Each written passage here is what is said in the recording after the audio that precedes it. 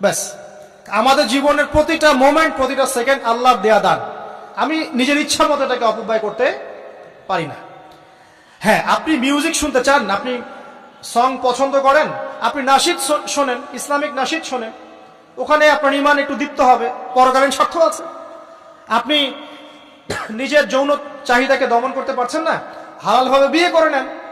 বিয়ে করার পর আপনি যত ইচ্ছা স্ত্রীকে মহব্বত করেন, প্রত্যেকটা মহব্বতে নেকি পাবেন।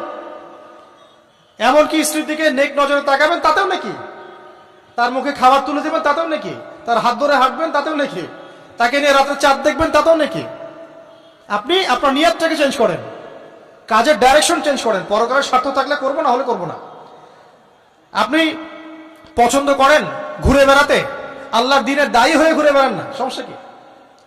আল্লাহর জমিন ঘুরে দেখেন, এসব অবান্তর কাজে লিপ্ত না থেকে আল্লাহ পাকের নিদর্শনগুলো ঘুরে দেখেন, আপনার ইমান বাড়বে ইনশাআল্লাহ।